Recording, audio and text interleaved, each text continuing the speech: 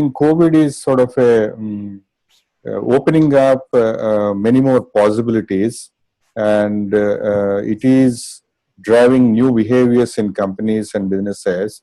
So you think there will be some longer term effect of COVID, or to put it other way, can organizations use the new thinking that's coming up in the organization to go to a next level using this calamity? Yeah, of course. Like I said, there are so many things at play here, right?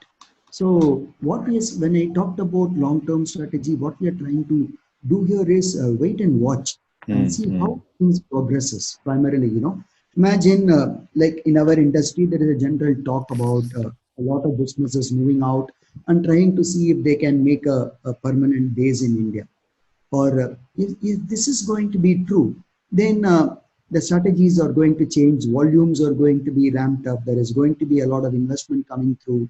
So these are things that we are saying we are getting ready for it, and we need to be agile to make sure that we are ready, because these opportunities come in no time, present themselves in no time, and they don't stay put for long, right? The decisions need to be made immediately, and that is where organizations have to be very agile in their thinking process. If there is an investment that needs to be made, we need to wait till we see a proper signal and not a noise, and then we need to make that investment. That's what we look at. And when you talked about this long-lasting changes, uh, from a personal uh, perspective, from an attitude perspective, I would say the biggest change that we are going to see here in India is more related to hygiene. Uh, like we did the Pokeyoke, we did 5S, there were lots of tools to improve productivity, right? Now, slowly we are going to see lots of tools to improve hygiene. So this is going to be taught across. This is going to be a big training opportunity for people, because it's all about habit formation, right? So take our case now, when people come back to work, we expect them to wash their hands and make sure they all use a sanitizer.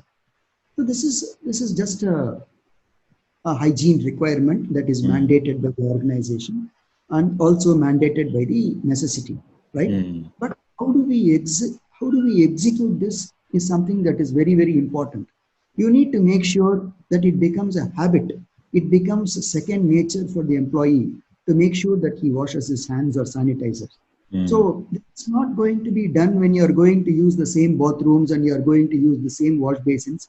Four wash basins for 30 people with two blocks of soap is not going to do this. So as organizations, we need to be proactive. We need to give them the cue. Maybe I would build another 10 to 15. I would place at random places inside the shop floor 15 to 20 wash basins. We will have sanitizers across the area. You need to make sure that a person, when he wants to wash his hands, need not go in search of a wash basin. So you give him a cue and it becomes a habit, right? So the organization's imperative now to make sure that whatever you want to change, you should make it a habit. And for making it a habit, you need to give them a cue. And that's what we are planning to do. And once this becomes a habit, it is going to have a long lasting changes. Imagine you use your mask, and if you continue to use your mask over a period of 2 to 3 months, people will forget the habit of spitting, right? So this new measure would bring in a lot of long lasting good changes that India needs today, especially in terms of hygiene. Yeah, I agree. I agree. Yeah, I think companies can definitely try to use this situation for building some of the habits, like you're saying. I think probably hygiene, while it sounds like very normal and basic thing, I think it can raise the awareness, and then it can raise a lot of good habits in the country. Probably, I think the initiatives that the government has started will get a big boost thanks to this calamity now.